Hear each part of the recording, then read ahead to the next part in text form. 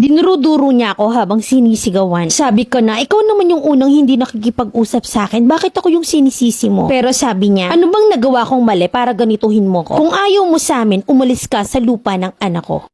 5 taon na kami mag-asawa ng asawa ko pero hanggang ngayon ay hindi pa rin ako tanggap ng biyenan ko. Matagal ko nang alam na hindi niya ako gusto at plastic lang ang pakikitungo niya sa akin. Na noon pa man ramdam ko na ang hindi niya pagsang-ayon sa relasyon namin. Pero sabi ng asawa ko, hayaan ko na lang kasi matanda na sila. Dumating ang isang araw na nagkaroon ng gulo sa bahay. May issue tungkol sa hacking ng isang account. At ako yung sinisisi. Kahit na nga wala naman talaga akong alam tungkol doon. Na parang ako na lang palagi ang may kasalanan sa lahat ng bagay. Pero sinabi lang ng asawa ko na hayaan mo na lang yan. Lumipas ang ilang araw na hindi na kami nag-uusap ng mama niya. Para sa akin, iayos lang yun para iwas gulo at magkaroon ng katahimikan sa bahay. Pero dumating ang pinakamahirap na pagsubok sa amin. Na-stroke ang asawa ko. Simula na ako na lang yung bumubuhay sa amin na 3 buwan na akong nagpapakahirap para mairaos ang pangangailangan. Isang araw ay nagdala ng ulam ang mama niya sa bahay. Pero hindi ko siya pinansin dahil hindi pa rin naman kami nag-uusap. Ilang araw ang lumipas at bigla niya akong kinausap at sinabing, bakit hindi mo ako pinapansin? Ang sama-sama ng ugali mo, hindi ko alam kung anong pinakain mo sa anak ko at patay na patay siya sa'yo. Ang pangit-pangit mo naman, binigyan kita ng pagkain, hindi mo man lang pinansin or pinasalamatan. Dinuruduro niya ako habang sinisigawan. Sinabi ko sa kanya na, ikaw naman tong unang hindi nakikipag-usap sa akin, bakit ako ngayon yung sinisisi mo? Pero sabi niya, ano bang nagawa kong mali para gantuhin mo ko? Wala kang kwenta. Kung ayaw mo sa amin, umalis ka sa lupa ng anak ko. Na ang masakit pa, sinabi niyang wala raw mana ang asawa ko. Na kahit pa binayaran naman namin ang lupa ng 45,000 nang walang resibo dahil sabi nila, kami-kami lang naman yung nag-uusap. Habang nag-aaway kami, sinubukan siyang pigilan ng asawa ko pero dahil sa kanyang kondisyon, hindi niya nagawang ipagtanggol ako ng maayos. Takot din ako na baka ma-high blood siya at ma-stress kaya nanahimik na lang ako. Nagulat ako kasi napasigaw yung mister ko at kaya naman napasigaw ako. At doon na naman sumingit ang mama niya at sinabing, umalis ka na kung ganyan ka rin lang makitungo sa anak ko. Hindi na ako nakikipagtalo dahil alam kong walang patutunguhan ang usap namin. Ngayon ay iniisip ko kung tama bang ipaglaban pa yung relasyon namin. Lalo na ngayon na wala pa naman kaming anak. At nung na-stroke yung asawa ko, kinuha ng mama niya yung 100k na pera niya. At kahit na isang piso wala siyang binigay sa akin. Nakakapanlumo na malaman na may kaya pala sila pero sa kabila ng lahat ng sakripisyo ko, parang ako pa yung masama. Hindi ko alam kung dapat pa ba akong manatili or kung oras na para lumaya ako sa ganitong buhay. Ano ba sa tingin mo yung dapat kong gawin, Mami Len? Letter sender,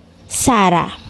Sa kahit na anong usapan, lalo't may involved na pera, hindi pwedeng laway-laway lang, Mima. May resibo, may pirmahan, may witness kung kinakailangan. Siguro peace offering ng biyanan mo yung ulam kaso hindi tumalab sa'yo kaya sinapian ulit. Sabi mo pinapaalis ka, o edi umalis ka. Total naman hamit na hamit ipaalaga mo yung asawa mo sa kanya. Gusto pang magpakaina kahit na may asawa, ibigay mo. Nang malaman niya yung hirap mo, ibigay mo yung trono. Yun ngang malakas pa yung asawa mo, nakakatikim ka, yung ganyang sitwasyon pa. Yung 100k na nakuha sa inyo, gastusin niya sa anak niya. Maranasan niya magpakain na uli. Tsaka laging banggit ng asawa mong hayaan na lang kasi matanda na. O edi i-adapt mo sa kanila ngayon ang sitwasyon. Hayaan mo silang mag-ina. Huwag mong itali ang sitwasyon mo sa bagay na malaya ka nga pero para ka ring nakakulong. Sa 5 taon na pagsasama wala kayong anak, alam siguro ni Lord na hindi dapat. Binibigyan ka na ng pagkakataong makalaya sa sitwasyon. Yan na inaalagaan mo na pinaparamdam pa sa'yo ng binan mong wala kang kwenta. Ano pa't nananatili ka? Umalis ka na at kung hindi mo naman matiis yung asawa mo kasi mahal mo, pwede mong balikan pag may ipon ka at lumayo kayo sa biyanan mo. Alam mo kasi hindi nila makikita yung halaga mo kasi natitiis mo.